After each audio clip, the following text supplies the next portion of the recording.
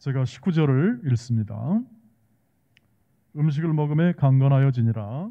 사울이 다메섹에 있는 제자들과 함께 며칠 있을새 시로 회당에서 예수가 하나님의 아들이심을 전파하니 듣는 사람이 다 놀라 말하되 이 사람이 예루살렘에서 이 이름을 부르는 사람을 멸하던 자가 아니냐? 여기 온 것도 그들을 결박하여 대제사장들에게 끌어가고자 함이 아니냐 하더라.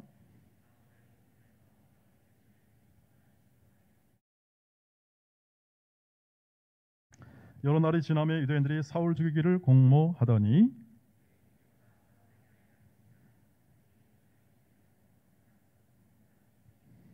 그의 제자들이 밤에 사울을 광주리에 담아 성벽에서 달아내리니라.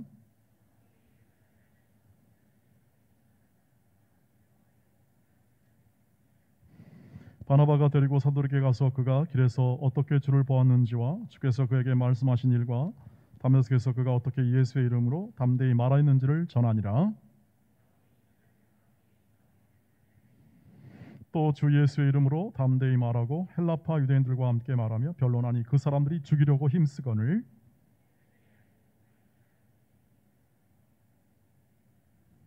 같이 읽습니다. 마리아 교회가 평안히 든든히 서가고 주를 경외함과 성령의 위로로 진행하여 수가 더 많아지니라. 아멘. 네. 여러분 축하합니다. 교회는 여러분을 말합니다. 여러분이 모여서 교회라 칭하고 모인 무리가 이 교회가 됩니다. 그래서 교회는 하나님이 칭하신 교회, 성경에서 계시던 이 교회는 여러분과 또 저도 포함하여 함께 이렇게 하나가 된 공동체를 교회다 이렇게 얘기를 합니다. 보일 수도 있고 또 안 보이는 부분도 있습니다. 전 세계 교회가 하나입니다. 이렇게 생김새 그리고 또 모든 이 교단의 어떤 강조점이 다를 수는 있지만 하나님 안에서 한 교회인 것은 틀림이 없습니다.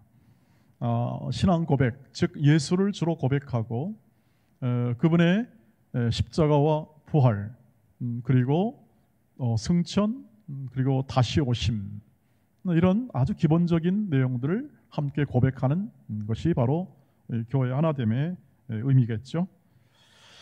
자, 오늘 47주년 여러분에게는 뭐 별로 그렇게 감흥이 없을 수도 있겠습니다. 여러분 마음 안에 감흥이 없을 수도 있고 또 교회 설립 40주년인데 뭐 어떤 의미가 있겠나. 다만 우리 교회니까 내가 속한 교회니까 참 괜찮다. 뭐 그런 의미도 있으리라고 생각합니다. 그런데 청년부에서 우리 그 어떤 형제 자매가 영상을 만들었는데 오늘 정말 영상 잘 만들었습니다. 아주 마음에 감동이 있었습니다. 어떻게 저 자료를 나도 잘 모르겠는데 저 자료를 뽑아가지고 저렇게 잘했을까? 참 여러분 좀 이따 영상을 보십시오. 아주 잘했는데 또 축하하고 여러분을 축하하고 그리고 또 박수를 보냅니다.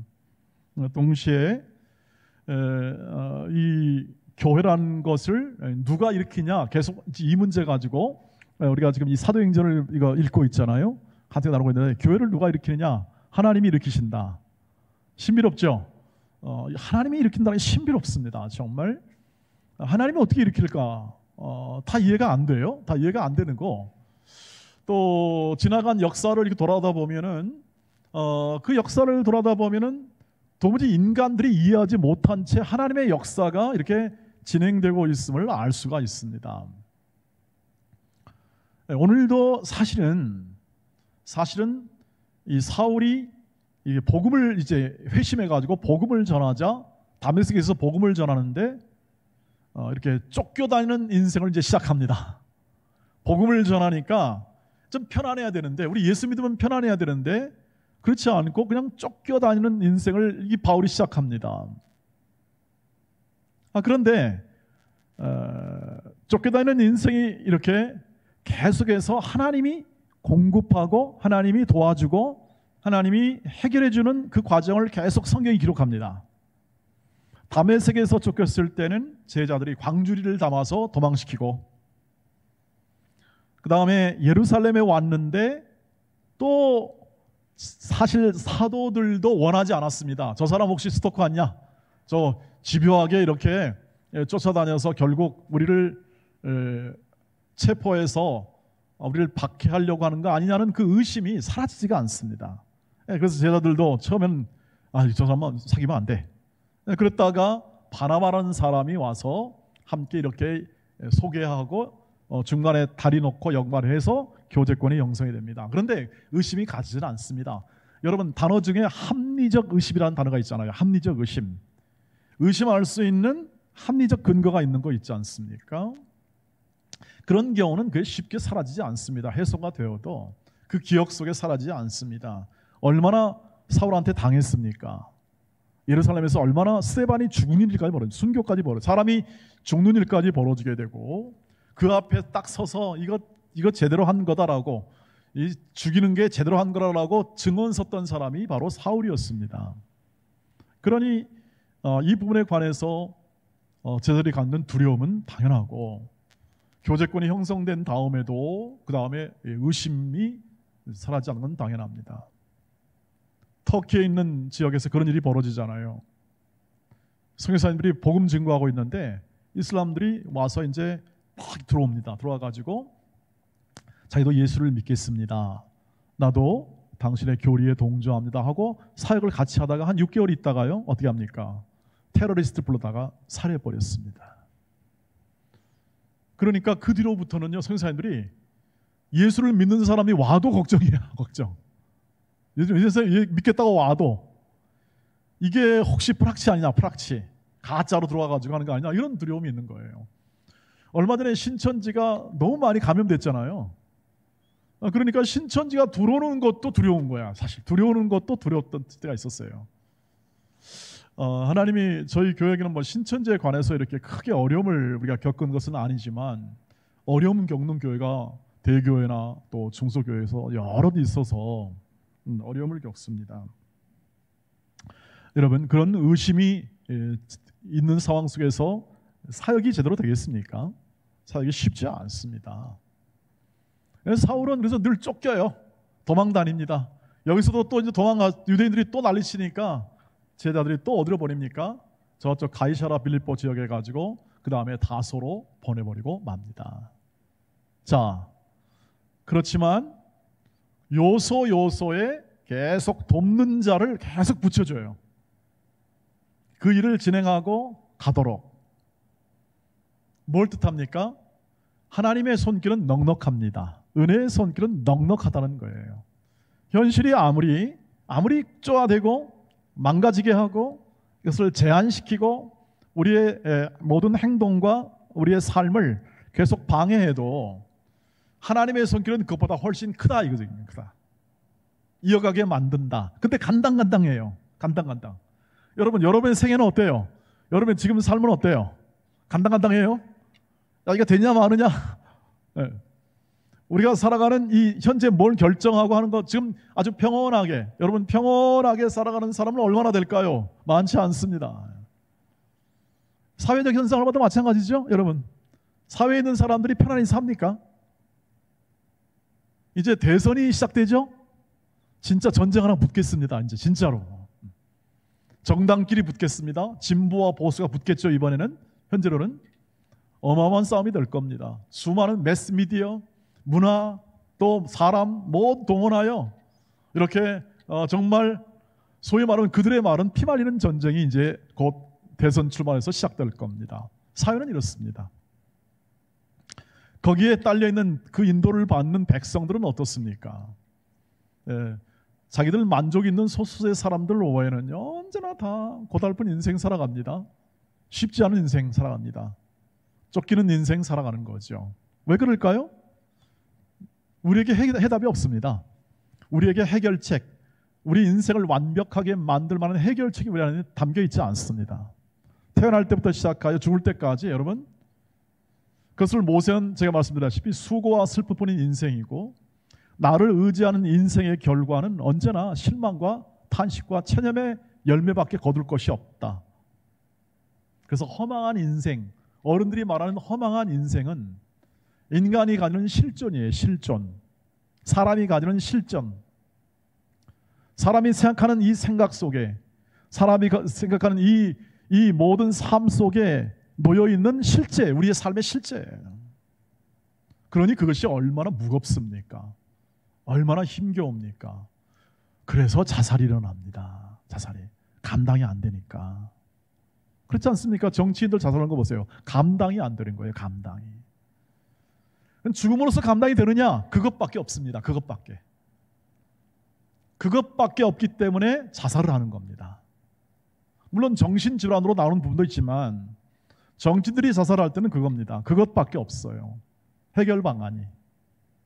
그래서 마지막으로 선택하는 그 해결 방안입니다. 그런데 어떠세요? 여러분 평가는 어떻습니까? 해결되던가요?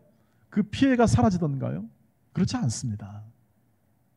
그러나 그걸 안고 살아갑니다. 우리는 그것을 안고 우리 인생을 살아가고 우리의 삶을 살아가는 것이죠. 그것이 우리의 실존이에요. 그래서 희극과 비극이 교차하여 희극, 즐거움, 기쁨, 행복이 있습니다. 자녀들의 행복. 여러분을 낳아놓고 부모가 얼마나 행복했을까요? 내가 자녀를 길러보니까 자녀를 낳아놓고 어떤 기쁨이 있습니다. 그러나 자녀들이 말썽을 피울 때는 비극입니다. 희극과 비극이 교차하는 거죠. 우리의 인생의 실존을 얘기하니까 너무 겁먹지 마시기를 바랍니다. 이제 제가 얘기하려는 건 뭐냐? 그런 실존의 인생을 어떻게 합니까? 구원하십니다. 그의 넉넉한 손길로 구원하신다는 사실을 오늘 이 성경이 보여주고 있는 거예요. 쫓겨다니지? 이 글을 읽는 사람마다, 이 말씀을 읽는 사람마다 쫓겨다니지? 그러나 하나님의 돕는 손길, 은혜의 손길은 항상 그보다 크단다. 바울이 죽을 것 같죠? 여러분, 우리 인생이 죽을 것 같죠? 우리가 아주 정말 힘든 생애를 살아가는 것 같죠? 여러분, 로마서 8장 30절 말씀처럼 우리를 사랑하는 자 안에서 우리가 넉넉히 이길 것입니다. 믿으시기를 바랍니다. 이게 믿음입니다. 우리를 사랑하신 자 안에서 내 실존을 가지고는 해당하지 못하지만 내가 사랑하는 자 안에서 오늘 돕는 손길을 보시기를 바랍니다. 아나니아가 바울을 다메섹에서 도왔습니다. 다메섹에 있는 형제들이 도왔습니다. 예루살렘에서 바나바가 도왔습니다. 일면 서로 의심해야 할 만한 그러한 상황 속에서 바나바도 교인의 일원이었기 때문에 상당한 합리적 의심을 할 만한 그러한 일들로 당연히 거리를 둬야 했지만 그가 어떻게 합니까? 그 리스크를 감당하면서 갑니다. 왜 감당할 수 있냐? 성령으로 충만하니까 가는 겁니다.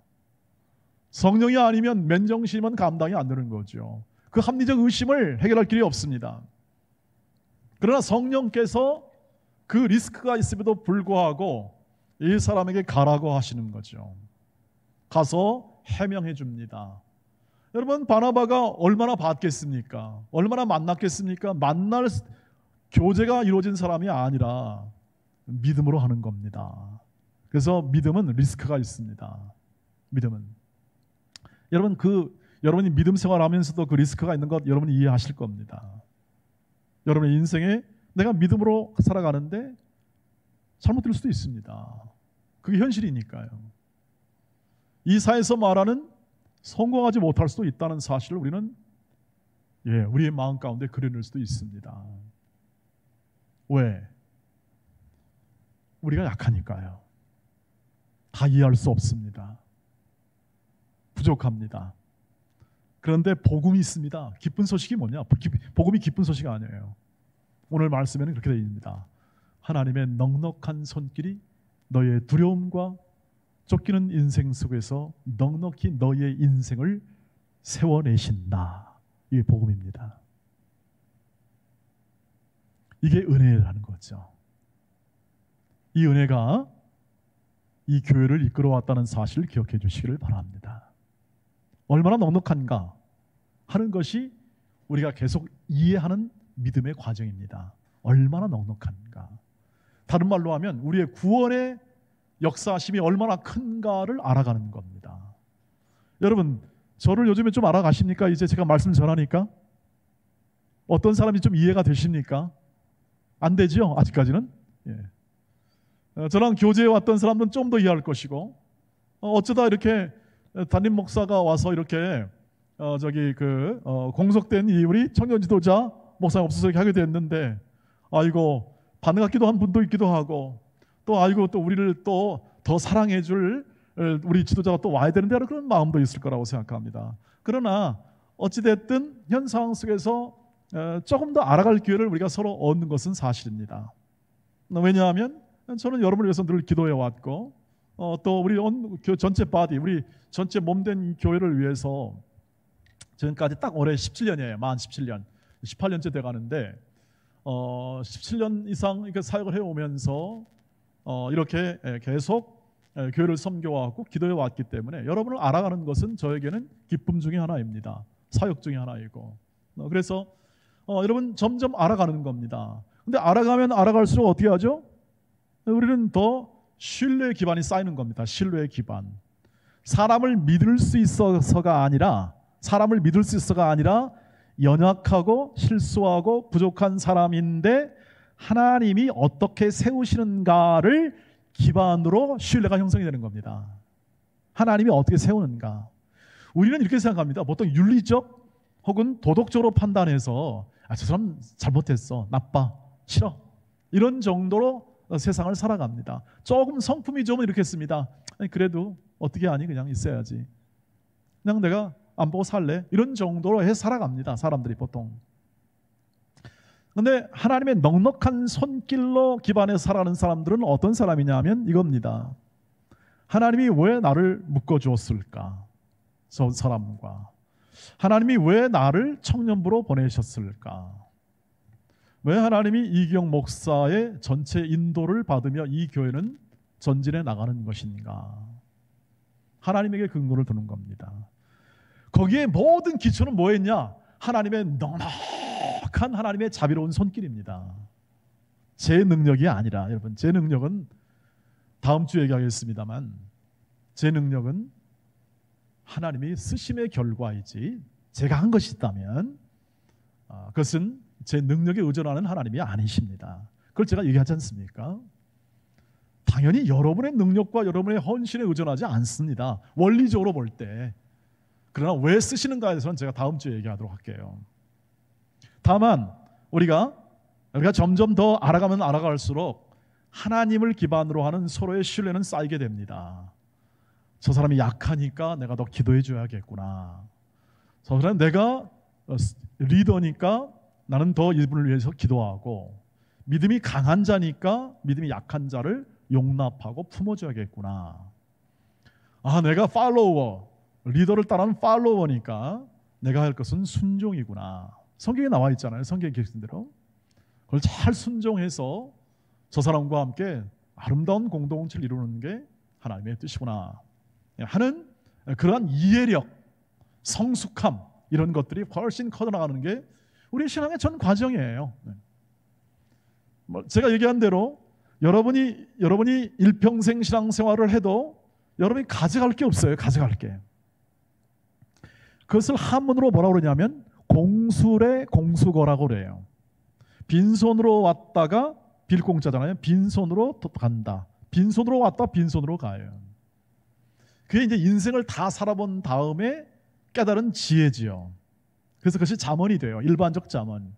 성경은 우리 어른들은 지금 매일 성경 가지고 이 잠언을 같이 이렇게 나누고 있는데, 성경은 이 잠언, 사람들이 공유한 이 모든 지혜도 하나님 말씀에 다 있어요. 보증 문제, 예를 들면 보증은 가능하면 서지 마세요. 의가 상하더라도 서지 마세요. 가능하면. 그게 지혜예요. 지혜. 지혜가 있어야 손해 안 봅니다. 손해를 덜 봅니다. 인생을 손해 안 보고 살 수 있습니다. 그렇게 살라고 에베소서는 말씀했어요. 하나님의 자녀들은 지혜롭게 살아야 돼요. 그래서 공부도 지혜롭게 하셔야 되고, 그래서 직장 생활도 지혜롭게 하라고 그렇게 하나님 말씀이 기록해가지고 그렇게 살라고 되어 있어요. 보증만 쓰지 마세요. 험담하지 마세요. 험담. 괜히 그 상사 있잖아요. 그냥 험담하거나 허물 가지고 그러니까 안주 삼아서 자근자근 씹잖아요. 그러면 맛도 좋다고 그래요, 누가. 그런 거 할 필요가 없다는 것이요. 왜 그럴까요? 우리는 하나님의 사람들. 하나님의 넉넉한 손길이 있어요. 넉넉한 손길. 그게 구원의 의미예요. 알아가면 알아갈수록 그 크기에 놀라는 거예요. 알아가면 알아갈수록. 그래서 여러분, 청년회 때 깊숙이 교리 공부나 그 다음에 책을 통해서 깊숙이 알아가는 이유는 뭐냐면 그렇게 하는 이유는 뭐냐면 지성이 있을 때 머리가 돌잖아요. 지금은 제가 자꾸 까먹어요. 까먹는 부분도 있고 자꾸 이제 이 뇌세포가 점점 이제 약해져가는 부분이 있어요. 점점 이 시대 때에 아주 풍성하게 견고하게 지성적, 이 지식적 지혜, 그 다음에 지성적인 이 내용을 충분하게 경험할 수 있을 때 경험해요. 그러면 더 하나님을 깊이 알아갈 수 있어요.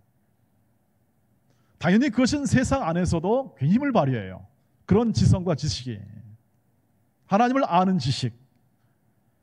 그 지식을 속에서 여러분이 살아가는 삶 속에서 담대해질 수 있고 세상과 맞짱을 떠도 이 마음 가운데 그래? 뭐 이게 보자 하는 이 안에 담대함이 있습니다. 여러분 교회 안에서는 설전할 필요가 없어요. 왜냐하면 하나님이 인도하시기 때문에 그렇습니다.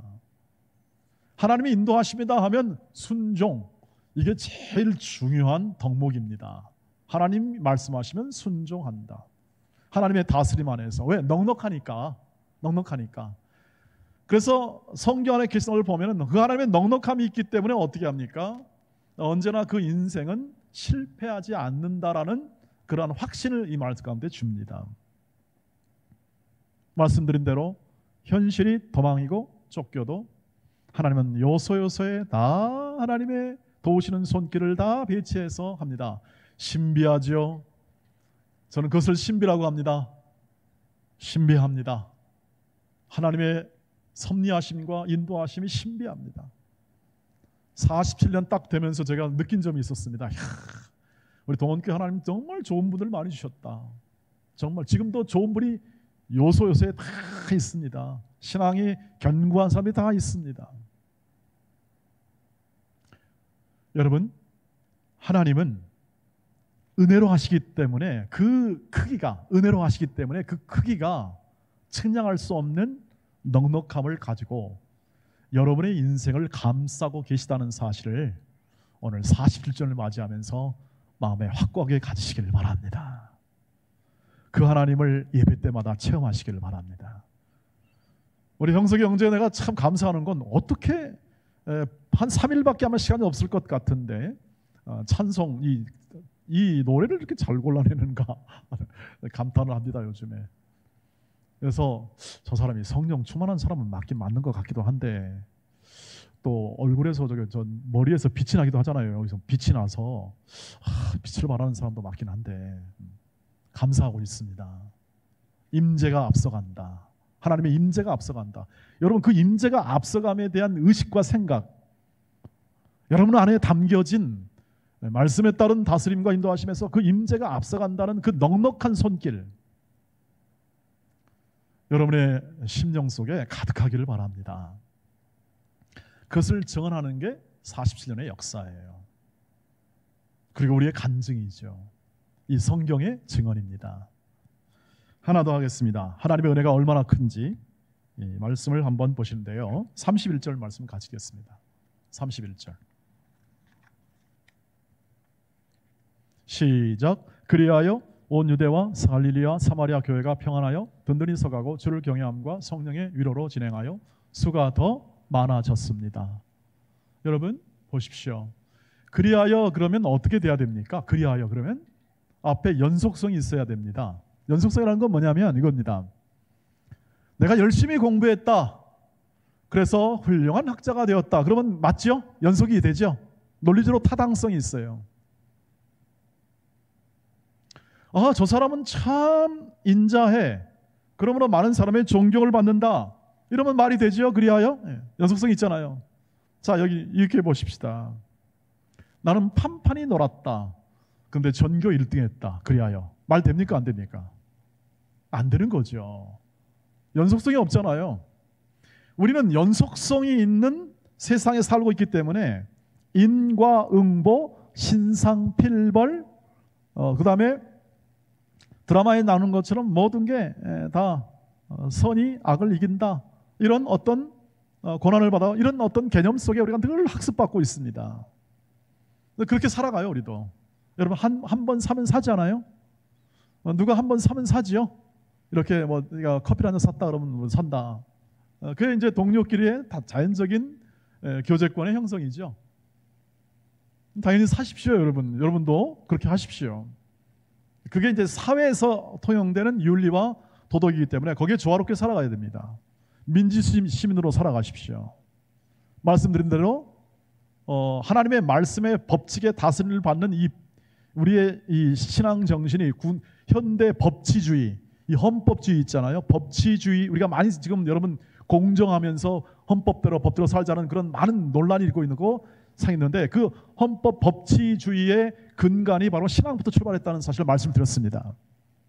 The Bible is for 이렇게 있잖아요. 성경은 government of the by the people for the people 뭐 이렇게 있잖아요. 이런 거 링컨이 했던 거, 그게 다 성경에서 나오는 존 위클리프의 말이라는 것을 말씀을 드렸어요. 그렇게 하십시오. 근데 여기서 그리하여라는 말은 뭐냐면 은혜의 말이에요. 바울과 교회는 약하고 핍박받고 쫓기고 그 다음에 그 쫓김을 당하는 것을 보호를 못 해줘요. 교회가 보호를 못 해주고 신앙을 잃는 사람들이, 신앙 가진 사람들이 계속 쫓김을 당하는 그런 와중 속에 있을지라도 그리하여 교회는 부흥해요. 말이 안 되죠? 앞에 말이 돼야 돼요. 앞에 말이. 이제 사내들이 다 자신의 권력을 다 내려놓고 자 이제 우리 교회를 지원합시다 하고 사회적 분위기가 일어나야 그리하여 교회가 부흥하는 건데, 우리 의식이 그렇잖아요. 사회적으로 인정받아야 교회가 부흥한다고 그러잖아요. 여러분 그렇지 않아요. 네. 하나님의 교회가 그렇지 않더라는 것이죠. 하나님의 넉넉한 손길이 있기 때문에, 은혜가 있기 때문에 사회가 핍박을 하고 싫어해도 교회는 든든히 서나가더라. 이 얘기입니다. 이 얘기가 지금. 그러면 여러분 성경을 우리가 볼 때 이 연속성과 불연속성을 우리가 날카롭게 볼 수 있으면 그 성경 보는 실력 있는 사람이에요. 왜냐하면 우리의 모든 의식과 생각이 대개는 연속적으로 이렇게 딱 돼 있어요. 근데 그 깨는 게 은혜예요. 은혜. 네가 일하지 않아도 월급을 줘. 이게 은혜예요. 그게 그 구약적 개념에. 저 사람이 나쁜 짓 했는데 회개시켜서 좋은 사람 만들어요. 이게 은혜예요. 우리는 원수 되었는데 우리를 위해서 예수님이 죽어요. 그게 은혜예요. 그의 그분이 넉넉함이란 뜻입니다. 자, 누가 막을 수 있을까요? 죽였어요. 죽였어요. 하나님이 살려버려요. 그게 부활이에요. 부활의 본 의미예요. 사람은 죽이는데 하나님은 살려요. 그 다음 뭐 남아있어요? 저와 여러분의 인생 속에서도 제일 공포와 두려움이 뭐죠? 내가 죽을 것 같다. 그런 사람은 다 용서가 돼요. 내가 죽을 것 같다. 그래서 했습니다. 그러냐? 용서하자. 술 진탕 먹고 심신미약해서 내가 범죄했습니다. 그래도 감경이 돼요. 감경. 판사들이 이 술 좋아하니까, 폭탄주 좋아하니까 법조인들이. 그러니까 감경을 해줘. 감경을. 서구사에서는 그 말도 안 되는, 계약사에서는, 이 법치주의 사회에서는 말도 안 되는 얘기죠. 그게 왜 감경 사유가 되느냐? 징벌적으로 더 받아야 된다 이렇게 얘기하잖아요. 이 성악 착취물 같은 거 있잖아요. 외국 같은 경우는 100년씩 때려요. 100년씩. 그게 이제 다른 문화 속에서 나오는 법이지 않습니까? 여러분, 제가 얘기하는 것은 뭐냐면 이것이 하나님의 은혜라는 것이 얼마나 큰다. 인간의 생각을 넘어서고 우리의 판단을 넘어서고 우리의 측량할 이 이성을 넘어서는 그 하나님의 그 은혜라는 게 얼마나 큰지, 심지어는 죽음으로써 모든 것을 다스리는 독재 국가 안에서의 독재자들의 뭐합니까? 굴하지 않는 믿음이 거기서 나온다 이 뜻입니다. 하나님의 은혜 안에서. 여러분 두려울 게 뭐가 있겠습니까? 여러분의 인생 가운데 두려움이 무엇입니까? 여러분이 걸어가고자 하는 모든 삶에서 지금 이루어내야 되는데, 꼭 이루어내야 되는데 가장 두려움이 무엇입니까? 넉넉하신 하나님의 은혜가 있습니다. 여러분을 붙잡고 있습니다. 그것을 확인하고 믿고 그것을 따르는 것이 여러분이 그 모든 두려움과 역경의 환경 속에서 하나님이 여러분을 세우시는 하나님의 방법입니다.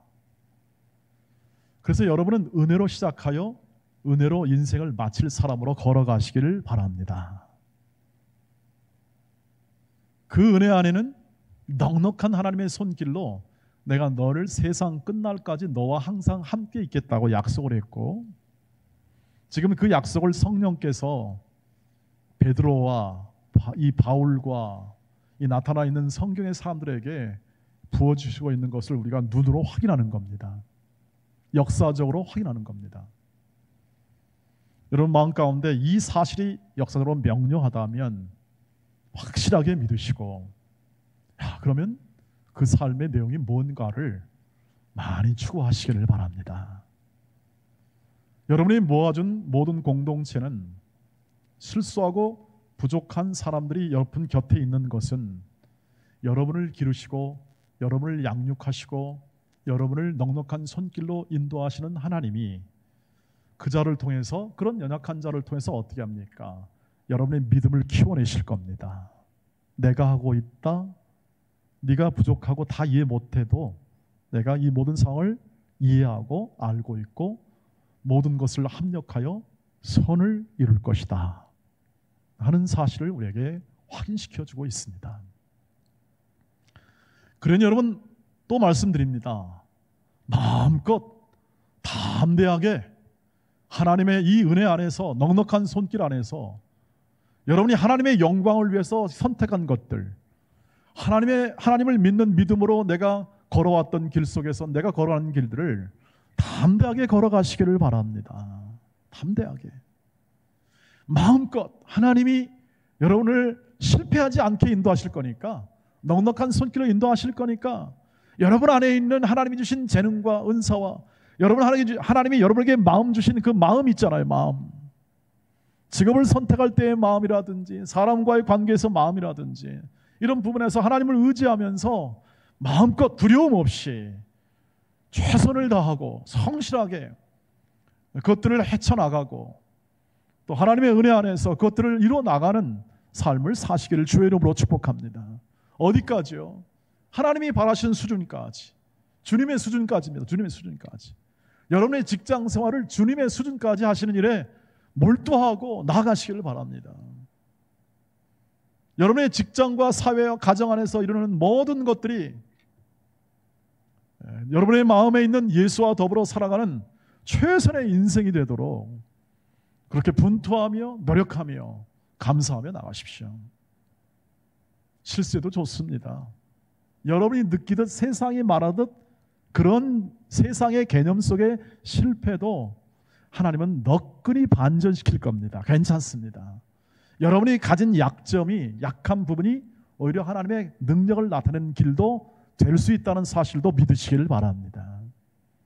그리하여 여러분을 영광의 하나님의 자녀로 세우는 일에 부족함이 없으신 하나님을 굳세게 의지하십시오. 저는 목사로서뿐 아니라 여러분의 교회 인도자로서 혹은 또는 먼저 앞서간 인생의 선배로서 그 삶을 추구할 테니까, 그리고 그 삶을 함께 나누고 있는 성도들과 함께 그 길을 걸어가겠습니다. 여러분이 이 동원교회 청년부에 오게 된 것 주의 은혜인 것을 믿으시기를 바랍니다. 하나님이 부르셨고 부르지 않으면 올 수가 없습니다. 왔다면 그 길을 정말 올곧게 힘차게, 어떤 환경과 어떤 조건이 아니라 하나님을 신뢰하고 하나님이 이끄시는 길이라면 아골골짝 빈들에도 마른 풀 땅에 펄펄 나는 곳이라도 걸어가겠습니다 하는 강력한 신뢰와 신앙, 믿음의 고백을 통해서 오늘 47절을 맞는 이 교회 속에 임재하는 하나님의 은혜를 따라 증언하잖아요. 40년 역사가 증언하듯이 그 길을 계속 멋있고 담대하게 걸어가시기를 주의 이름으로 축복합니다. 기도하겠습니다. 아버지 하나님, 감사의 주가 되시는 하나님, 넉넉한 손길, 은혜의 큰 위대한 손길로 저희를 부르시고 저희를 세워주시고 저희 온 교회를 세워주시고 모든 인간의 실수와 허물과 반역함에도 불구하고 세우시는 하나님의 넉넉한 손길로 우리 모든 청년들을 인도해 주시고 가정과 직장과 학교와 사회와 모든 관계 속에서 성령 하나님의 풍성한 역사와 능력 베푸심이, 기적 베푸심이 이들 가운데 있게 하옵소서. 오직 믿음으로 살아가는 삶의 내용이 내 마음 가운데 충실히 채워지게 하옵소서. 예수님의 이름으로 기도하옵나이다. 아멘.